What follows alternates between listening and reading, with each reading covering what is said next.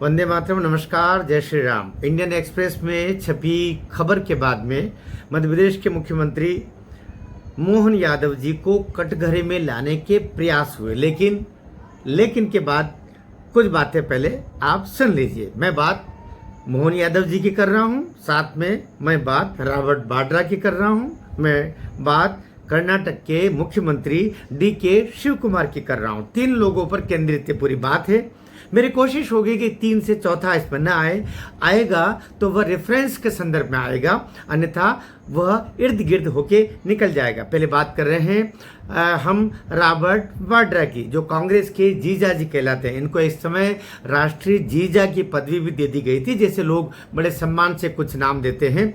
मैं रॉबर्ट वाड्रा की बात कर रहा हूँ। 1997 में तथाकथित गांधी परिवार से, नकली गांधी परिवार की लड़की प्रियंका वाड्रा से, उस समय प्रियंका गांधी थी या प्रियंका क्या बोलना चाहिए, फिरोज खान की लड़की है तो उस तरीके से, पोती है तो उस तरीके से घूम फिरा के जो भी बनता हो, लेकिन प्रियंका की शादी, इसलिए ऐसे लोगों का सरनेम लगाना ही नहीं चाहिए। न गांधी लगाना चाहिए, न नेहरू लगाना चाहिए, न खान लगाना चाहिए, न जो भी। तो प्रियंका जो सोनिया जी की बालिका है, उनकी शादी पीतल के बर्तनों का व्यवसाय करने वाले राजेंद्र वाड्रा, जो पंजाबी मूल के रहे हैं, खत्री, उनके लड़के वाड्रा से, रॉबर्ट वाड्रा जी से शादी हुई। क्योंकि राजेंद्र वाड्रा जी ने एक ईसाई महिला से शादी की, इसलिए वो वाड्री ये सब इस तरीके से हो गया इनका सरनेम। क्योंकि फिर वो वैसा लगाने से रहे, क्योंकि पत्नी हो गई ईसाई, पति हो गए हिंदू, सिख, तो कुल मिलाकर के ये हो गया। हम विषय उधर नहीं, उस पर कोई और वीडियो पहले भी डला, आप देखिएगा मेरी चैनल पर। तो वो 1997 में 98 में शादी हुई और 2000 में उनकी संपत्ति थी 1 लाख, और वो भी कर्ज से लिया गया था। और उससे फिर धंधा शुरू किया। तो ये धंधा शुरू करते हैं 2000 में 1 लाख की संपत्ति, वो भी कर्ज से कहीं लिया हुआ है। और इन्होंने स्काई लाइट हॉस्पिटलिटी नाम की कंपनी खुलवाई या फिर खोली, और किसके इशारे पे खोली होगी आप खुद ही समझ जाइएगा। फिर वहाँ से इनकी यात्रा शुरू हुई, 2008 तक आते थे 8 करोड़ के मालिक बन गए। 1 लाख से शुरू हुई थी इनकी यात्रा 2000 में, और 2008 में, अर्थात 8 वर्षों में 8 करोड़ रुपया हो गया 1 लाख का। कैसे बढ़ा होगा, कितने गुना आप लगाएंगे गिनती तो परेशान हो जाएंगे। 2008 में 8 करोड़ रॉबर्ट वाड्रा जी, प्रियंका खान बोले, प्रियंका गांधी बोले, जो भी बोले, इनके पति अर्थात प्रियंका, परिवार तो वही है ना भाई, प्रियंका के पति या प्रियंका वाड्रा 2008 में 8 करोड़, 2009 में 17 करोड़, 2010 में 60 करोड़, अर्थात 1 लाख से 60 करोड़ 10 वर्ष में हो गया। किसका? प्रियंका वाड्रा जी के परिवार का। ठीक, लेकिन 2010 के बाद में फिर ये गति थम जाती है, क्योंकि 2012 से फिर चारों ओर भ्रष्टाचार के हाहाकार उड़ने लगे, मनमोहन मौन हो गए, और फिर इसीलिए अगले 10-12 साल में भी इनके 4-5 करोड़ ही बढ़ पाए। अर्थात 2024 में इनकी संपत्ति 65 करोड़, अर्थात 2010 में 60 करोड़, लेकिन 2065 तक आते आते भी 4-5 करोड़ है। क्योंकि फिर तो चौकीदार बैठ गया था, जिसको उन्होंने बोला ना चौकीदार चोर है, लेकिन उसी चौकीदार के कारण से इनकी कमाई, फिर रॉबर्ट राष्ट्रीय जीजा जी की कमाई खत्म हो गई। एक उदाहरण कांग्रेस का आपके सामने रखा, मोहन यादव जी का आपके सामने रखूंगा। मैं कोई मोहन यादव जी का बचाव करने के लिए नहीं बैठा, फैक्ट्स आपके सामने रख रहा हूं। या आप गूगल से छानेंगे तो आपको सब मिल जाएगा।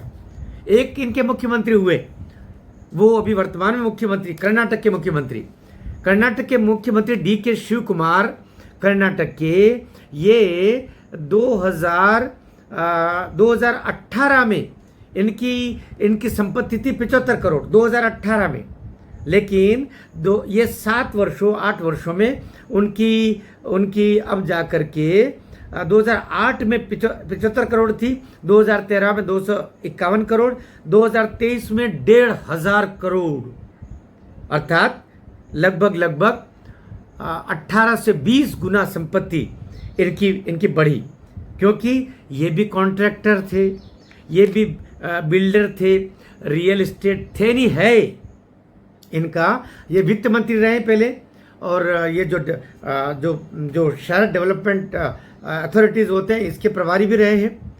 तो 28 मई 2026 को सिद्धारमैया के इस्तीफे के बाद में इन्होंने कुर्सी संभाली और वर्तमान में 1,500 करोड़ संपत्ति के मालिक हैं। चल संपत्ति है 273 करोड़, अचल संपत्ति है 1140 करोड़।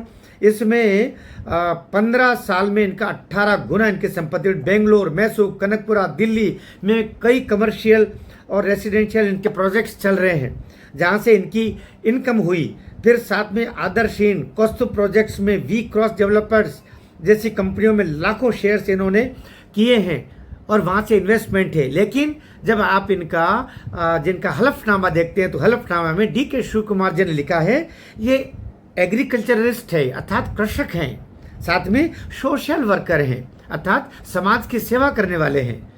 इस इन दो आधारों पर ही इनकी इनकम, पत्नी उषा के नाम 133 करोड़ की संपत्ति है, बेटा आकाश के नाम 66 करोड़ की संपत्ति है, DK सुरेश के नाम 700 करोड़ की संपत्ति है, इनका भाई है DK शिव कुमार 700 करोड़ की संपत्ति है, बेटी ऐश्वर्या के नाम ही 108 करोड़ की संपत्ति है। अब आते हैं अपन मोहन यादव के ऊपर। मोहन यादव जी के पास में 2013 में तो विधायक ही बने। जब विधायक बने, विधायक से लेकर के यहाँ तक की यात्रा में उनके पास में जो स्थिति है, विधायक बने, पैतृक संपत्ति, जन्म से ही पिताजी को समोसा कचौरी का छोटी मोटी होटल किया करते थे, लेकिन कृषि भूमि शुरू से इनके पास में रही है। उज्जैन के आसपास पैतृक उनके दादा की ज़मीन, इस तरीके से पैतृक जमीन इनके पास में रही और जिसके आधार पर उसे इनकम भी होती रही, धन व्यवसाय करते रहे। सब लोग धीरे धीरे करके अपने इर्द गिर्द कार्य करते हैं। इनके द्वारा भी कार्य हुए, इनके भाई, इनकी पत्नी, बेटे, सब लोग अपने अपने तरीके से कार्य करते रहे हैं, जिसके कारण से इनकी संपत्ति में पहले 41 करोड़ था। 2013 में पहली बार ये विधायक बने उज्जैन दक्षिण से। इनकी संपत्ति थी 41 करोड़ डिक्लेयर्ड रूप से, उससे कृषि भूमि, इनका खुद का व्यवसाय, सब मिलाकर के, पत्नी और इनका मिलाकर के 41 करोड़। और 2023 में जब ये पुनः विधायक बनते हैं इधर, या फिर बीच में और भी विधायक रहे, तब इनकी संपत्ति कितनी रही साहब? 43 करोड़ से हो गई 45 करोड़, अर्थात 10 साल में 2 करोड़ बनी। उधर जीजा जी का देखिए, इधर DK शिव कुमार जी का देखिए। ये तो दो ही उदाहरण दिए कांग्रेस के। यदि बाकी का और उदाहरण देने बैठ जाऊंगा तो शायद मुझे लगता है 4-6 घंटे का मेरा ये वीडियो बनेगा। इसलिए उन्होंने 168 करोड़ कृषि भूमि खरीद ली, 168 कृषि भूमि खरीद ली। लेकिन जो राष्ट्रीय जीजा है, उन्होंने तो केवल 1 लाख में जो 4 एकड़ खरीदी, उसके बाद में उसको 68 करोड़ में बेचा। और जो अभी पूरा जन्म पत्री निकाल के रख देंगे तो रोते दिखेंगे कांग्रेसी कई सारे। इसलिए बिना, क्योंकि कृषि भूमि खरीदना कोई अपराध नहीं, कोई अनैतिक कार्य नहीं किया। मोहन यादव ने कहीं डाका नहीं डाला, उनके परिवार ने कहीं रॉबरी नहीं की है कि जिसके कारण से वो पैसा लेकर के आगे बैंक लूट लिए। इसलिए कार्य करना, अगर कई प्रोजेक्ट्स में सड़कों के किनारे अगर प्लॉट लिए हैं, जमीन लिए हैं, सारे लोग लेते हैं, उन्होंने भी लिया होगा, लेकिन कोई अनैतिक या गैर कानूनी कार्य नहीं किया है। कांग्रेसी अपने गिरबान में पहले झांके, उसके बाद में ऐसे लोग, तो यादव साफ साफ बोलने वाले, अभी ये जो कांग्रेस के विपक्ष के नेता हैं, भाई क्या नाम, जो खुद ही अपनी विधानसभा हार गए, पटवारी, वे तो पटवारी नहीं, ये पटवारी भी सरनेम राम जाने किधर से पटवारी बन गए वो, ना तो उनके पिताजी पटवारी थे, लेकिन ये जो पटवारी करके, क्या नाम है उनका पूरा, जो भी नाम है, जीतू पटवारी, जितेंद्र पटवारी हो गए, नाम भी पूरा नहीं उनका। बहरहाल जो भी, मैं व्यक्तिगत रूप से उनको पसंद करता हूँ, राहु के हैं, तो उससे कोई दिक्कत नहीं। और राजनीति में आरोप प्रत्यारोप भी लगाना ठीक है, कोई दिक्कत नहीं, बात करना चाहिए। मैं कि कांग्रेस के, बीजेपी के किसी दल के प्रवक्ता के रूप में नहीं कर रहा हूँ, लेकिन बात कर रहा हूं, मैं सारी बातें फैक्ट्स आपके सामने रख रहा हूं। किसी को कटघरे में खड़ा करो तो पहले देख लो कांच के घर में तो नहीं है। क्योंकि मोहन यादव जो काम किया, मुझे लगता है कहीं, मुझे उनका पूरा, मैंने पूरा डेटा छान के देखा, अभी तक के सारे काम भी देखे, लेकिन उनसे कहीं ऐसा नहीं लगता कि कोई अनैतिक या गैर कानूनी काम करके उन्होंने संपत्ति अर्जित की हो। जो भी किया होगा या जो भी किया है वो वैधानिक तरीके से किया है, परिवारजनों ने किया है। राजनीति में काम करने वाले लोगों के परिवार के लोग राजनीति में काम करते हैं, ये कोई आश्चर्य नहीं होना चाहिए। लेकिन हाँ, काम गैर कानूनी है, अनैतिक है, एक नहीं 1000 दफे चौराहे पर सवाल किए जाने चाहिए, मैं इसका पक्षकामी बनूंगा। लेकिन गलत नहीं, गलत तो फिर गलत है।